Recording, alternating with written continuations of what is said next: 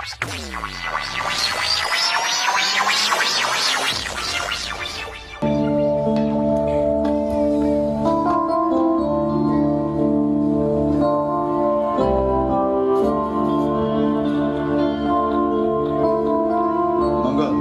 ini pemimpin-pemimpin Indonesia ini, yang mana yang tidak sengkuni? Terus kalian ini menjadi sengkuni atas penderitaan apa? Kamu pernah susah apa hidupmu? Kamu pernah tidak makan? Kamu pernah makan ibumu? Kamu pernah menderita sampai seperti itu? Kamu itu atas nama penderitaan yang bagaimana sehingga kamu jahat kepada rakyat itu? Apa alasan sejarahmu? Kalau sengkuni ada alasannya untuk jahat, meskipun kejahatan dia tidak sepadan sama sekali dengan penderitaannya. Seharusnya orang macam sengkuni yang makan 101 keluarganya sendiri, dia dalam tanda petik berhak untuk menjadi teroris besar. Kalau dia tidak kuat, dia akan gila atau dia bunuh diri. Terus mengepung sejarah dan masa depan ini dengan semua faktor, kesadaran mengenai perubahan-perubahan nilainya termasuk konstitusi, bahkan kesadaran terhadap sebenarnya yang penjajahan itu yang kapan, penjajahan yang sekarang itu jenis keberapa, ya, kecanggihannya seperti apa. Jadi misalnya autopilot gini Gus, Anda kasih sabu-sabu 2 kali 3 kali, besok sudah nggak perlu dipilotin lagi, nyabu sendiri. Nah kita itu di bidang politik, psikologi, budaya itu sudah nggak perlu di remote sama Israel, sama Amerika, sama siapapun, udah hancur-hancur sendiri kalau kita tidak menyadari apa yang sedang kita konsumsi. Nah, Anda tahu bahwa Indonesia ini dirusak dengan dividi et impera, ya, itu melalui begitu banyak dimensi, pendidikan, media, undang-undang, ya, terus, semua, hampir semua, prinsip, cara beragama, ya. Bahkan sekarang mulai ada yang menyebut bukan wahai saudara-saudaraku kaum muslimin wa muslimat, tapi saudara-saudaraku mu'awiyin wa mu'awiyat. Artinya orang-orang Islam yang sekarang ini mendapatkan informasi mengenai Islam itu dari kantor berita Muawiyah yang dimulai sejak Khalifah Abu Bakar umpamanya. Yang ketika itu Abu Sofyan sudah mulai politiking, sudah mulai menyengkuni. Makanya nanti tanggal pertengahan Januari kalau Anda sempat ke Jogja, saya sama teman-teman pendidikan sedang menyiapkan pementasan Sengkuni Harga Mati. Subjudulnya, kalau judulnya Sengkuni 2019. Nanti kapan-kapan saya cerita mengenai Sengkuni ini, Anda pasti kecelek dan semua yang nonton pasti kecelek. Karena Anda pikir itu saya sedang ngomong garis, tidak. Saya tidak ngomong garis, tidak ngomong bidang, tidak ngomong bangunan, tapi ngomong ruang. Sengkuni dalam arti ruang, dan sengkuni itu tidak usah nyari kemana-mana. Anda berkaca sebenarnya ada unsur sengkuni di wajah yang Anda temukan di balik kaca itu. Dan hampir tidak ada yang tidak sengkuni di Indonesia sekarang ini. Tapi sengkuni Indonesia ini sangat rendah derajatnya sebagai manusia, kan penjahat aja ada yang derajatnya tinggi, ada yang rendah Mas. Ini sebagai penjahat Indonesia ini rendah sekali derajatnya, sudah jahat rendah. Kalau sengkuni ini nyun sewu nih Pak Muzamil, tidak apa ya. Sengkuni ini kan cuma provokator Mas, lici, yuwaswisu visuduri, haulihim gitu ya. Hanya ngipas-ngipasin hati, memprovokasi kan gitu tok. Itu kejahatannya tidak sampai ke terorisme. Tidak sampai ke pengeboman, bunuh orang massal kan tidak sampai ke Westerling, tidak sampai ke pembunuhan massal.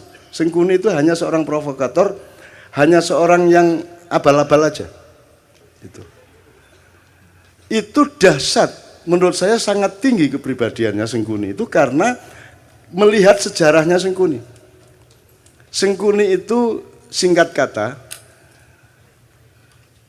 karena suatu hal, seluruh keluarganya, bapak, ibunya, dan saudaranya 100 orang dipenjara oleh Prabu Destoroto yang mengawini kakaknya Sengkuni, ya. Dan setiap orang yang dipenjara dari 102 orang itu hanya dikasih sebutir nasi untuk makan sehari. Tidak mungkin mereka bisa bertahan hidup. Sebutir nasi. Meskipun 100 butir nasi kan cuma segini Mas. Untuk makan satu orang juga tidak kenyang, tidak akan bisa bertahan hidup. Maka singkat kata mereka berdiskusi, bapaknya ambil keputusan dan disetujui bahwa di antara 101 orang ini, 102 seharusnya, tapi yang satu kan jadi permaisurinya raja yang menghukum itu, yang wajahnya ditutup sepanjang hidupnya untuk protes kepada nasibnya dan seterusnya. Diambil keputusan bahwa harus ada yang hidup di antara 101 orang ini. Maka yang 100 orang merelakan untuk dimakan oleh yang satu. Jadi Sengkuni itu bertahun-tahun kerjanya adalah makan saudaranya. Mutilasi, digoreng gigi lesik, digoreng siki lesik, dirijine dikletusi, terus mari ngono motone di oseng-oseng, terus mari ngono jantungnya dirogoh, dicucup kayak jamu. Pokoknya sekian tahun dia di penjara, dia makan adik-adiknya sebanyak 98 orang dan bapak ibunya sebanyak 2 orang. Jadi dia menjadi jahat karena dia pernah dipaksa makan untuk regenerasi ini. Ya, untuk regenerasi, untuk kehormatan keluarga, harus hidup. Maka cara satu-satunya untuk hidup adalah makan 98 adiknya, seperti Sumanto itu. Tapi satu persatu. Mas, Anda pernah membentak ibu Anda? Pernah membentak ayah saya? Pernah membentak ibu? Kalau sampean sekali membentak ibu sampean stres enggak? Bisa enggak tidur tenang Anda? Merasa bersahnya luar biasa, baru membentak ibu. Ini makan ibunya, bapaknya dan adiknya 98 orang. Terpaksa dia makan. Menurut Anda itu kejahatan apa penderitaan? Penderitaan. Dan orang yang menderita harus makan saudaranya sendiri segitu banyak dan bapak ibunya. Kemudian hanya menjadi seorang provokator, hanya menjadi seorang yang licik. Itu hebat enggak dia? Seharusnya Sengkuni menjadi teroris besar. Dia bunuh semua orang. Betul enggak? Harusnya dia obrak-abrik itu Hastinapura, Indraprasta dan semuanya. Karena dia bermaksud baik, maunya Mbak Yunya itu kawin sama Pandu. Jadi, karena dia mempertimbangkan bibit, bebet, bobot. Perhitungannya sangat baik untuk berkeluarga. Tapi ternyata dia dikawini oleh kakaknya yang buta itu. Dan Sengkuni tidak setuju. Kemudian, tapi karena sudah keputusan bapaknya dan keluarga, akhirnya dia tetap setia mengawal Mbak Yunya menjadi permaisuri kerajaan Hastinapura.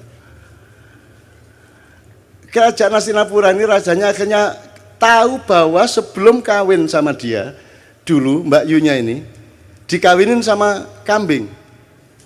Kemudian begitu kawin, kambingnya dibunuh, disembelih. Kenapa dikawinkan sama kambing?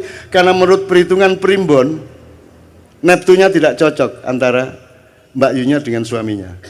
Untuk membatalkan hitungan angka tadi, ya, weton tadi, maka dia dijadikan janda, menjadi lain lagi hitungannya, menjadi sah, tidak apa-apa secara ilmu kriptologi namanya ya. Oke. Nah marahlah suaminya, loh ternyata saya ini kawin sama janda kambing. Marah dia, ditangkap semua, bapaknya Sengkuni, ibunya Sengkuni, adik-adiknya Sengkuni, 101 orang, dikasih makan cuma sebutir beras 1 orang. Akhirnya singkat kata Sengkuni makan itu, dan kemudian dia menjadi seorang provokator, seorang yang licik, yang culas. Serakah enggak juga loh, Sengkuni korupsi boh? Enggak.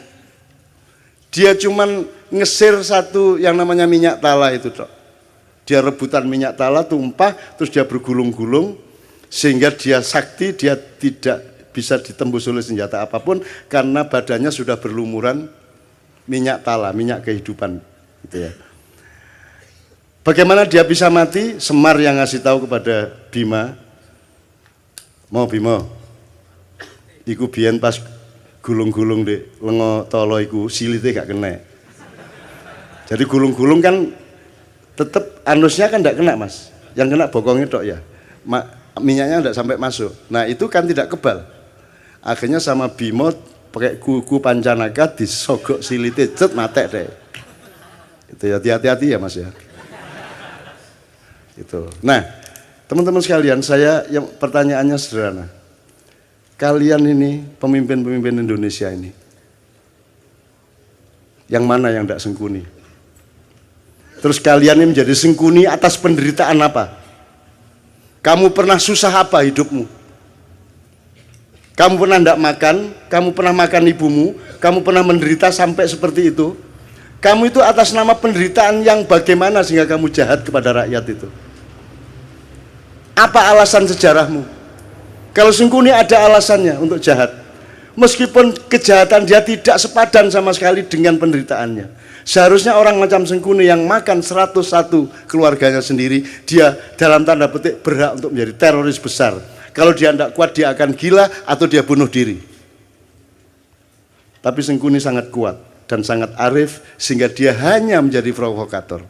Sementara kita dipimpin oleh Sengkuni-Sengkuni yang tidak punya alasan sejarah untuk jahat kepada rakyatnya. Kamu pernah jahat apa? Kamu pernah menderita apa? Wong kami yang tidak pernah utang seperti anak-anak utang. Kamu tidak pernah kredit seperti mereka. Kamu lancar-lancar saja kok. Ya toh? Kamu juga anak orang yang tidak miskin, cukup kaya sehingga kamu bisa nyalon kok. Urusanmu sama uang-uang besar. Atas nama apa kamu jahat kepada rakyatmu? Apa alasan sejarahmu? Dijawab kalau Sengkuni KB. Gitu loh Mas, jadi pentasnya itu soal itu. Ini apa toh? Allah mengatakan Allah tidak menyukai kata-kata yang diperjelas kejelekannya, ya apa la yuhibbullahu al-jahra bisu'i minal qaul. Itu ya terjemahannya. Ya, terjemahannya. La yuhibbullahu al-jahra bisu'i minal qauli illa man zulim. Tidak, Allah tidak menyukai perkataan yang nyaring tentang keburukan kecuali orang yang dizalimi. Jadi mesuh, ya, boleh. Dendam, bagi orang yang dizalimi. Wobol kon niku gitu ya. Itu Allah tidak suka kecuali kamu dalam keadaan dianiaya. Jadi kalau dianiaya Allah membatalkan ketidaksukaan, ya wis ora apa-apa wong kon menderita kok gitu loh. Itu hukum Allah loh. Lah ini Indonesia ini kamu itu menderita apa? Sehingga kamu kejamnya begitu rupa kepada rakyat. Kamu pernah menderita apa? Kamu pernah miskin apa? Karena kamu pernah puasa kayak apa, kamu pernah tirakat apa, kamu lancar-lancar semua kok. Kamu bisa membayar miliaran untuk jadi pejabat. Apa alasanmu untuk jahat kepada rakyat? Sengkuni saja tidak sejahat kamu, padahal dia penderitaannya ribuan kali lipat dibanding penderitaan hidupmu. Wahai seluruh rakyat Indonesia, aku nyatakan hari ini, wes.